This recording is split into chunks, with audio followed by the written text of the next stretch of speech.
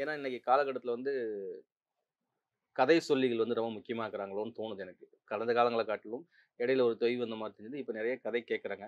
அதனால தான் கதை சொல்லின்னு சொன்ன உடனே உங்கள வந்து கொஞ்ச நேரம் உங்களோட பேசணுமேன்னு தோணுச்சு. அதுதான்.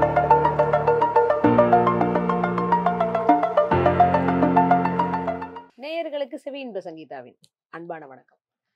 ஆ, நான் வந்து என்னோட என்னோட உலகமே வந்து புத்தகம் சூழ்ந்த உலகம் தான். ஆ, எப்படி படிப்பேன் அப்படின்னா, இது எதுவுமே வந்து வார்த்தைகளுக்காக சொல்றது இல்ல. ம். எப்படி படிப்பேன்னா, நின்னுட்டு படிப்பேன், நடந்துட்டு படிப்பேன், உட்கார்ந்து படிப்பேன், ம். படுத்துக்கிட்டு படிப்பேன். என்ன சுத்தி ம். புத்தகங்கள் எப்பவுமே இருக்கிற மாதிரி ம். பார்த்துப்பேன். ஓகே. ஆ, என் அம்மா சத்தம் போட்டுட்டே இருப்பாங்க. ம். எப்ப பார்த்தாலும் உன் தலைமாட்டுல ஒரு 10 புஸ்தகம் இருந்துட்டே இருக்கு. ஓகே. எனக்கு அது படிக்கிறது பிடிக்கும். எது கிடைச்சாலும் படிப்பேன். ஓகே. ஒரு விளையாட்டுக்கு சொல்லுவாங்கல்ல, பஜ்ஜி பேப்பர் கிடைச்சா கூட படிப்பேன். நான் அந்த மாரி பஜ்ஜி பேப்பர் கிடைச்சா கூட படிப்பேன். இது ஆரம்பம் எங்க அப்படின்னு பார்த்தீங்கன்னா, சிறுவர் மலர் தான் என்னோட முதல் ஆ. ஆரம்பம். வெள்ளிக்கிழமை காலையில வர்ற சிறுவர் மலர படிச்சுட்டு தான் தல போனாலும் ஸ்கூலுக்கு போவேன். அந்த மாதிரியான ஒரு சிறுவர் மலர்ல சிறகடிக்க ஆரம்பிச்சு, ஆரம்பிச்சு. அப்புறம் அம்புலி மாமால அதிசயத்துல மூழ்கி, அப்புறம் ஆனந்த விகடன்ல படிச்சு, குமுதம் படிச்சேன். முதல் நான் படித்த பெரிய புத்தகம்ங்கிறது பொன்னியின் செல்வனுடைய முதல் பாகம். ஓகே. என்னுடைய 6வது படிக்கும்போது 10, ம். 11 வயசு இருக்கும். சம்மர் ஹாலிடேஸ்ல எங்க அப்பா வந்து எங்க அப்பா வந்து ஒரு ஒரேஷியஸ் ரீடர். ம். பயங்கரமா படிப்பாரு. வீட்ல ஒரு பெரிய லைப்ரரியே வச்சிருப்பாரு. அவர் எல்லா மொழியும் படிப்பாரு. இங்கிலீஷு, தமிழ் அப்படிலாம் கலந்து படிப்பாரு. நான் முக்கியமா தமிழ் தான் ரொம்ப முக்கியமா படிப்பேன். அவர் வந்து அதுல பொன்னியின் செல்வன் இந்த கல்கியில அவர் மணியம் அவர்களுடைய ஓவியத்துல வந்த அந்த பழைய பொன்னியின் செல்வன பைண்ட் பண்ணி வச்சு, அதுதான் எனக்கு எங்க அப்பா அறிமுகப்படுத்தின முதல் ஸோ இந்த புத்தகம். பொன்னியின் செல்வன் தான் உங்களுடைய முதல் நெறைய பெரிய புத்தகம். நெறைய பேருக்கு வந்து பொன்னியின் செல்வன் தான் முதல் துவக்கமா இருந்தது. உங்களுக்கும் அதுதான் இருந்தது. ஆமா. பொன்னியின் செல்வன் தான். ஓகே. நீங்க வந்து ஒரு கதை சொல்லியா மாறுறது வந்து எப்ப மாறுனீங்க? கதை சொல்லியா மாறுறதுங்கிறது என் ஸ்கூல் டேஸ்லயே ஆரம்பிச்சிருச்சு. ஆ. ஹாஸ்டல்ல படிக்கும்போது ம். எவ்ரி சண்டே மத்தியானம் லஞ்ச் சாப்பிட்டுட்டு ம். வந்து ம். படுத்தோம்னா, அந்த ம். வாரம் நான் ஸ்கூல் லைப்ரரியில போய் புக்ஸ் படிப்பேன். ம். எனக்கு ஃப்ரீ டைம் ஏதாவது கிடைச்சது, இல்ல ம். ஈவினிங் டைம் கிடைச்சதுன்னா, ஸ்கூல் லைப்ரரியில போய் புக்ஸ் படிப்பேன். ஸோ அங்க என்ன படிக்கிறேனோ, அது யார்கிட்டயாவது சொல்லணும்னு எனக்குள்ள ஒரு ஆர்வம் இருந்துகிட்டே இருக்கும். நான் படிச்சத வந்து நமக்குள்ளே வச்சுக்கூடாது. ம். யார்ட்டயாவது ஷேர் பண்ணணும். முக்கியமா கதைகள யார்ட்டயாவது சொல்லணும்னு. ம். அதுல நான் என்ன பண்ணுவேன், நான் படிச்சது ஒரு லைனா இருக்கும். அத நான் கொஞ்சம் அப்படி பில்டப் எல்லாம் பண்ணி வேற விதமா சொல்லும்போது, எல்லாம் கிண்டல் பண்ணுவாளுங்க. சினிமா ஓட்டுற மாரி உட்கார்ந்து சொல்லிட்டு இருக்கா பாரு. நீ சொல்லு என்னை சுத்தி ஒரு 20 பேர் உட்கார்ந்துருப்பாங்க ஆக்சுவலி. இங்க ம். சண்டே மத்தியானம் ஆனா என்னை ம். சுத்தி ஒரு 20 பேர் நாங்கலாம் படுத்துக்கிட்டு பேசிட்டு, ம். அந்த 9த், 10த் படிக்கும்போது அந்த ஹாஸ்டல் டேஸ்ல. அப்படி ஆனா அப்ப தெரியாது. நான் கதை சொல்லி, கதை சொல்றேங்கிற அதோட வேல்யூலாம் எனக்கு அப்ப புரிஞ்சதே இல்ல. என் பசங்க கல்யாணம் ஆயிட்டு நான் காலேஜ் லெக்சரரா இருந்தேன். அப்புறம் ஒரு ஸ்டேஜ்ல வேலையும் விட்டுட்டேன். பசங்க பின்னாடி எல்லாம் ஓடிட்டு இருந்தபோது, கொரோனா வந்து எல்லாமே முடக்கமாச்சு. பசங்க பின்னாடி நான் ஓடுறது நின்னப்போ தான் நான் என்ன திரும்பி பார்க்கிறேன்.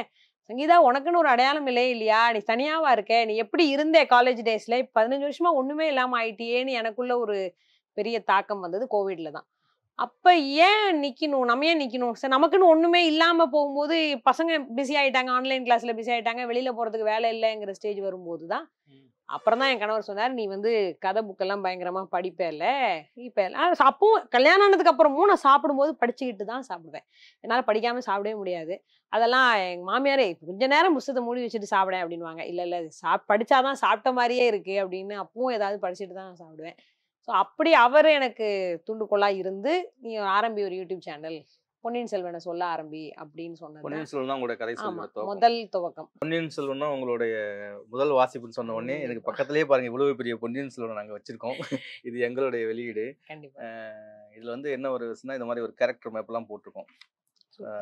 எந்தெந்த கேரக்டர் எப்பப்ப எங்கெங்க இது இருக்குன்னு நெறைய சொல்லி பேருக்கு குழம்பும் சார் குழம்புவோமா ஆக்சுவலி. இல்லையா? நீங்க நெறைய ஆரம்பத்திலே போட்டது ரொம்ப ஆமா. உதவியா விட்டு விட்டு இருக்கும். படிக்கிறவங்களுக்கு அது கண்டிப்பா, மாரிலாம் ஒரு சின்ன இது பண்ணியிருக்கோம். ஸோ அந்த கண்டிப்பா. வகையில நீங்க ஒரு பொன்னியின் செல்வனுடைய வாசிக்கையா ஆரம்பிச்சு, பொன்னியின் செல்வனோட கதை சொல்லியே ஆரம்பிச்சு, ஒரு பொன்னியின் செல்வனுக்கான அதுலேருந்து ஒரு கதை சொல்லியாவும் மாறியிருக்கீங்க. அது சந்தோஷம். ஆ நீங்க இப்ப சிங்கப்பூர்ல இருக்கீங்க. எப்ப சிங்கப்பூர் போனீங்க? சிங்கப்பூர் போய் கரெக்ட்டா 1 வருஷம் ஆகுது. 1 சி வருஷம் முன்னாடி 1 தான் நான் வருஷம் தான் சிங்கப்பூர் சிங்கப்பூருக்கே போயிருக்கீங்க. போனேன். ஓ! அப்ப நீங்க வந்து அதுக்கு முன்னாடி சிங்கப்பூர்ன்னு வரைக்கும் சொல்ல சென்னையில முடியாது. தான் இருந்தேன். அப்ப ஆமா. நீங்க சிங்கப்பூர்ன்னு சொல்ல முடியாது. இல்ல. நம்ம சென்னை தான் அப்ப. ஆமா, தமிழ்நாடு தான். பரவால்ல. இருந்தாலும் நீங்க தொடர்ச்சியா சிங்கப்பூர்ல தான் இருப்பீங்க. ஆமா. இனிமே அப்படிதான். ஆமா. சிங்கப்பூர்ல அப்ப நீங்க வந்து ஒரு ஒரு வாசகராவோ நான் இல்ல இங்கேருந்து ம், சிங்கப்பூர் போனதே ம், ஒரு விழாவுக்கு வந்து ம், சீஃப் கெஸ்ட்டா தான். ஒரு ம், ம். கதை ஓ! கதை சொல்றது. சிங்கப்பூர் கதை களத்துக்கு ஆ. ஒரு சீஃப் கெஸ்ட்டா தான் இங்கேருந்து நான் முதல் நிகழ்வு போனதே. சிங்கப்பூர் போன அன்னைக்கே ஓகே. எனக்கு அந்த நிகழ்வு இருந்துச்சு. சரி உங்களுக்கு சிங்கப்பூர்ல வந்து எப்படி இருக்குது? வாசிப்பு எப்படி இருக்குது? தமிழ் எப்படி இருக்குது? மற்ற மொழிகள் 4 பெரும் மொழிகள் அங்க இருக்குது. கண்டிப்பாங்க. சிங்கப்பூர வந்து பார்க்கும்போது, பெரிய மொழிகள் அப்படின்னு சொல்லிட்டு பார்த்தா மலாய் இருக்குது, சீனா சீனா இருக்குது, இருக்குது. அப்புறம் தமிழ் இருக்குது. தமிழ் இருக்குது. இன்னும் ஒரு மொழி இருக்குல்ல? இங்கிலீஷ், ஆங்கிலம். இங்கிலீஷ். ஸோ 4மே இருக்குது. 4மே இருக்குது. எப்படி சொல்லலாம்? ஸோ இப்போ 4 மொழியோட வந்து தமிழ் வந்து எந்த அளவுக்கு ஒரு அதுக்கான இடம் இருக்குது? இடங்கிறது கண்டிப்பா இருக்கு சார். ஏன்னா, ம். ஒரு ம். சாதாரண மெட்ரோ ரயில் ம். டிராவல்ல கூட ம். ஒரு அனௌன்ஸ்மென்ட் சொல்லும்போது, ம். ஆங்கிலத்துல ஒருத்தர் சொல்லுவாங்க. ம். அது சீனால ஒரு தடவ சொல்லுவாங்க. ம். அப்புறம் தமிழ்ல கண்டிப்பா சொல்லுவாங்க. ம். ஒரு ஒரு ஒரு இடத்துலயும் போர்டுல பார்த்தீங்கன்னா, ம். ஆங்கிலத்துல எழுதியிருக்கிற மாரி கண்டிப்பா கீழ தமிழ்ல எழுதியிருக்கும். Okay, okay. ஒரு சின்ன விஷயம் கூட தமிழ மிஸ் பண்ணி அவங்க செய்யறதே ஆமா. கிடையாது. எங்க ஊர்ல வந்து நானே எனக்கே ஏக்கமா இருக்கும். வெளிநாட்டுக்கு எங்கேயாவது போயிட்டு வரும்போது ஒரு தமிழ்ல ஒரு அனௌன்ஸ்மென்ட் வராது. ஒரு கண்டிப்பா. ஃப்ளைட்ல வந்து இறங்குறோம் இல்லையா?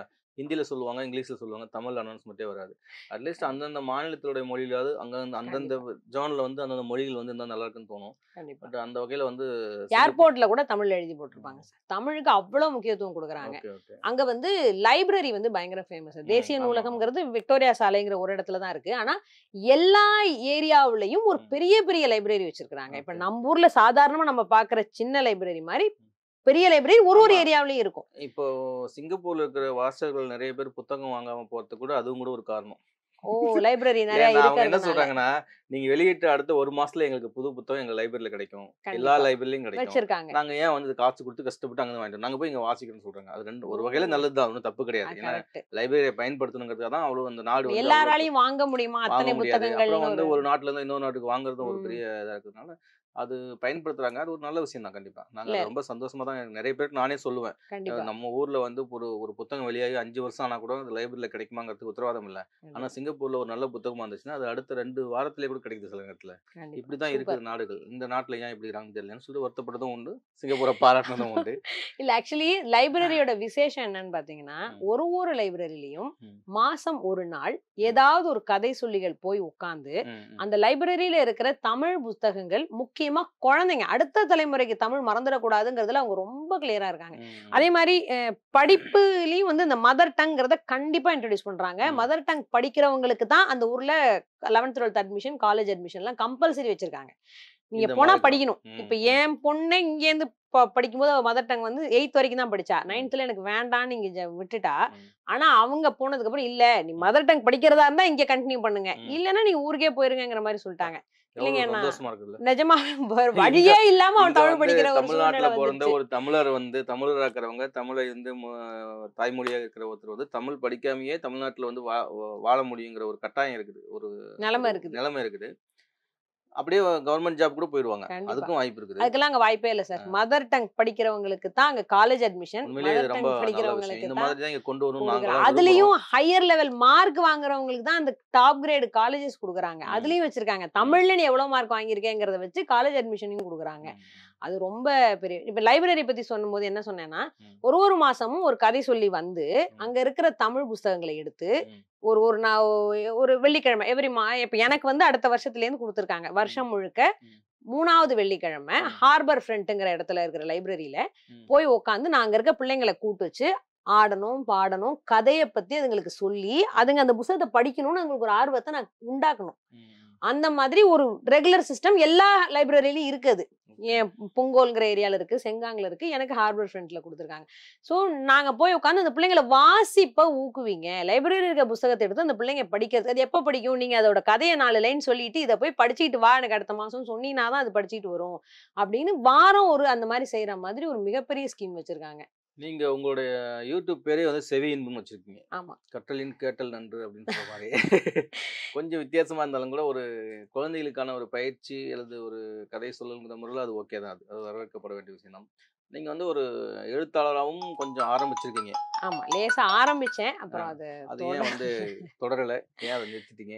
நிறுத்திட்டேன்லாம் அது ஒண்ணும் இல்ல. பரிசு முதல் கதையே ஒரு கதையிலே பரிசு வாங்கியிருக்கீங்க. ஆமா. அ முதல் கதை எழுதினோனே பரிசெல்லாம் வந்துருச்சு. அ எ நான் இன்னும் கொஞ்சம் பெரிய லெவல் கனவு வச்சுட்டு இருக்கேன். அது ம். இன்னும் எனக்கு அச்சீவ் பண்றதுக்கான சோர்ஸ் என்ன உங்க கனவு? கிடைக்கலேன்னு எனக்கு உங்க ஒரு கனவுகள சொல்லுங்களேன். நாங்களும் தெரிஞ்சுக்கிறேன்.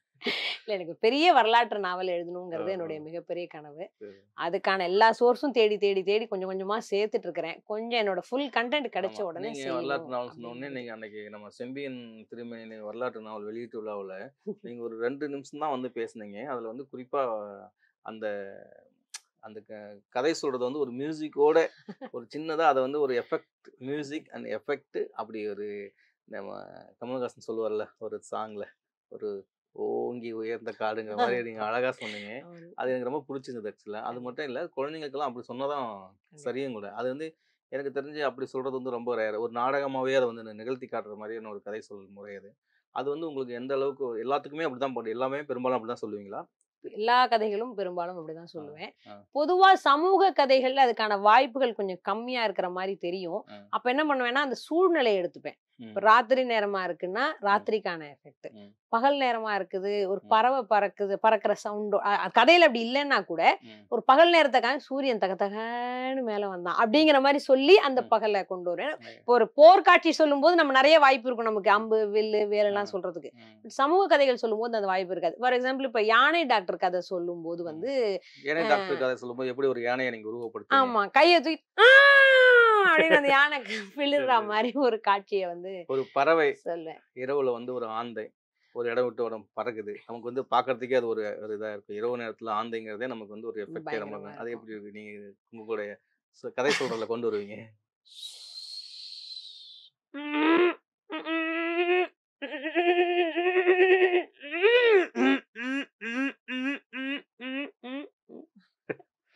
குழந்தைங்க பயந்துருவாங்கல்ல?